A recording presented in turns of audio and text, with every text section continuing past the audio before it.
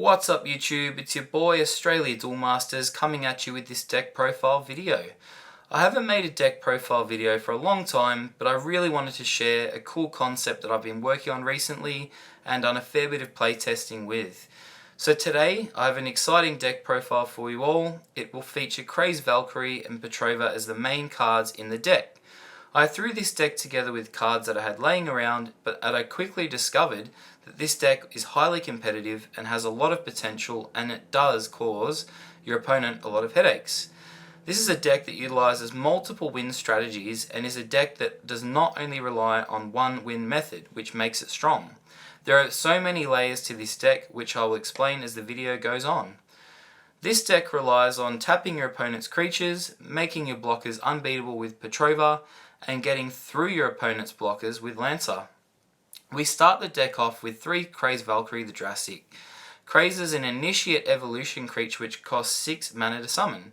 Craze is a double breaker and has a great effect. Once Craze hits the battle zone, you get to choose 2 of your opponent's creatures and tap them. Craze has a power of 7,500, which means the likes of Bolmedius and Twin Cannon cannot hit it. However, what I have discovered so far in my playtesting as being extremely pesky cards to deal with are Aqua Surfer and Kirill. Kirill being the worst of the two, as you need to place Craze onto the top of your deck along with the creature below, which costs you 2 turns of draw unless you have an energy stream in your hand where you can cast that and make up for some lost time.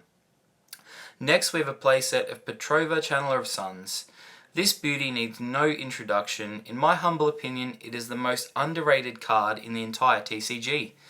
Once Petrova hits the battle zone, you may choose any race other than Mecha Del Sol to give 4,000 plus power to the creatures of that race. In this instance, we'll be choosing Liquid People or Initiates. Petrova also cannot be targeted, which means spells or creature effects cannot be used to remove Petrova. Petrova can only be removed by battle. A tactic that we use in this deck is to summon Petrova to give a race 4,000 plus power and then not attack with Petrova and leave Petrova on the battlefield. Because if we do attack with Petrova, Petrova can then become tapped and be easily destroyed by one of your opponent's creatures. Most people leave Petrova untapped to take advantage of the 4,000 plus power it gives another race on your side of the field. This limits your opponent's options and means Petrova can only be removed if your opponent has a creature that can attack untapped creatures. It certainly has been giving my opponents major headaches in the playtesting that I have done with this deck. Next we have 3 Jill Walker Time Guardian. Now in my initial deck build I was running a playset of Sarius instead, but discovered that I was running too many creatures that were unable to attack, and once they were destroyed there were no further effects to my opponent.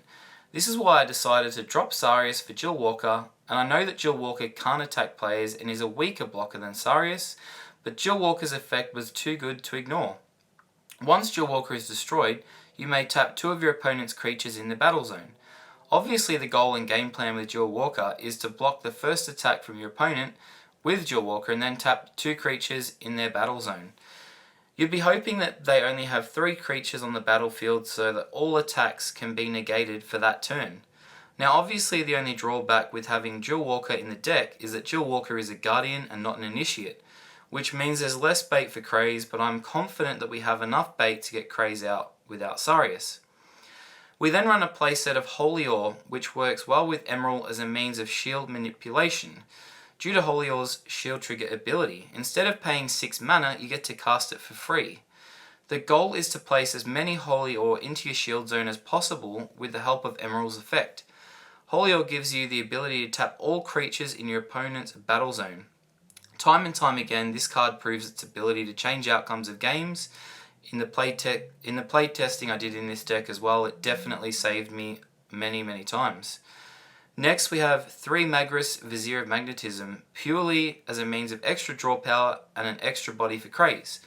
I had to drop 2 Nile Vizier of Dexterity to run 3 Magris, as I was initially only running 1 Magris in the original deck build.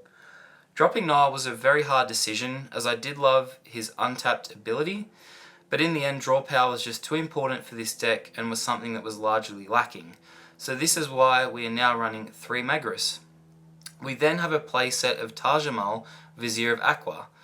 This is a 3 mana 4000 power multi-civ blocker which gets plus 4000 power whenever facing a fire creature. If you're coming up against a Bombazar or Bolmedius based deck, this card will do wonders for you and save you many times. It will mean both Bombazar and Bolmedius are unable to attack you. Unless your opponent is running Comet Missile, of course.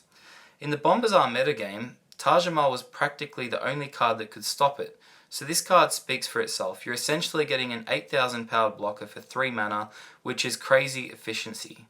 This is a card that honestly is a lifesaver against any fire-based deck, which makes it, a fantastic addition to this deck. And, the fact that it's both Initiate and Liquid People makes it fit perfectly. Also with Petrova in this deck, we can max out Taj Mahal's blocking power against fire creatures to 12,000, which is insane for a 3-drop. A play set of this card is a must in this deck. Now we're just going to move on to the water section of this deck, and first up, you guessed it, we've got a play set of Aqua Hulkus. In the original deck build we were only running 2 Hulkus, but there was simply not enough draw power, and running 4 Hulkus is a must in this deck.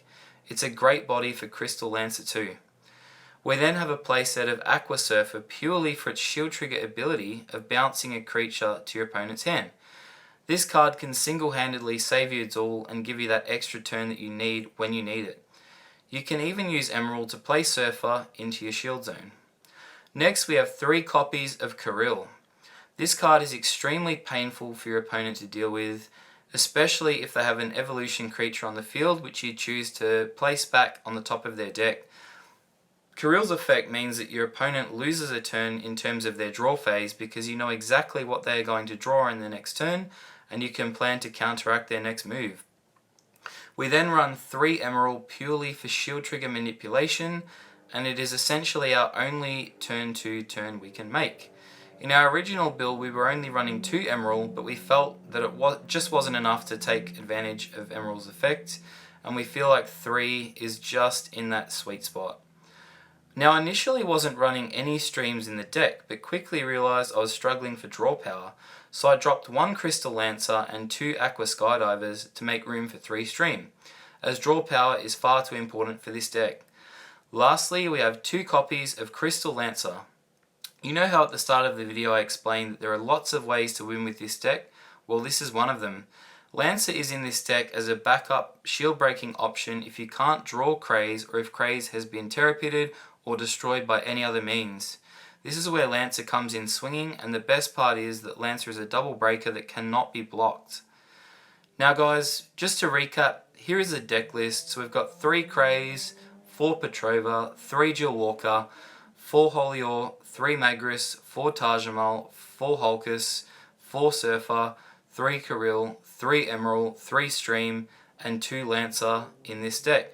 Now that totals to 40 cards, which is exactly what we are after. We've now reached the part of the video, guys, where we explain what you're going to want to do turn by turn with this deck. So turn 1, your options are definitely limited. All you can do is draw and charge mana. Only drawing, of course, if you're taking that second turn and your opponent has gone first. Turn 2, you're going to want to play Emerald and place Holior into your shield zone. Turn 3, you're going to want to play Aqua Hulkus for card draw, play Energy Stream to draw 2 cards, or play Taj Mahal to stop early rush, particularly from Fire Nature Rush. Turn 4, you're going to want to play Magris for card draw. Turn 5, you're going to want to play Petrova and give 4000 plus power to a race of your choosing. Turn 6, you're going to want to play Craze Valkyrie or Crystal Lancer, depending on what creatures you have on the field. Lastly, guys, we're going to go through cards that can be used as a substitute. Firstly, we have Aqua Guard. Now, Aqua Guard is a good option if you're facing early rush / beatdown from your opponent. I'm also aware that in this deck there aren't many options outside of Emerald before turn 3, so Aqua Guard works as a low cost blocker, only costing 1 mana to summon. Aqua Guard is great bait for Crystal Lancer too. My objective with Aqua Guard is to turn it into a 6000 power blocker once Petrova hits the field, making it pretty difficult for my opponent to get through. Sarius is another good option as it's a 2 mana 3000 power blocker which acts as cheap bait for Craze Valkyrie. Again, my objective here is to place Petrova in the battle zone and power up Sarius into a 7,000 powered blocker. If we want to get really crazy, guys, I then add Diamond Cutter into the mix, because Sarius and Aquaguard state they both cannot attack players. I then cast Diamond Cutter to enable them to be able to attack players for that turn, bearing in mind that they are already powered up with the 4,000 plus thanks to Petrova. These 1 and 2 drop creatures can then wipe out your opponent's field. It is also likely that you can summon them in quick succession due to their cheap mana cost. When I playtested this deck, I managed to get out 2 Aquaguards and 1 Sarius out in 1 turn for only 4 mana. Now guys, Crystal Paladin rounds out the substitution section and is purely an option if you are facing a blocker heavy deck and are finding it difficult to break through your opponent's blockers. Paladin can be directly swapped into the deck for Crystal Lancer. Now guys, I just want to thank you, so much for tuning into this deck profile video. I hope you guys thoroughly enjoyed the video and it's given you guys a lot of food for thought. Please leave a like and comment your thoughts on this deck. Did I get it right or was I completely off the mark? What would you add and what would you take out? Let me know.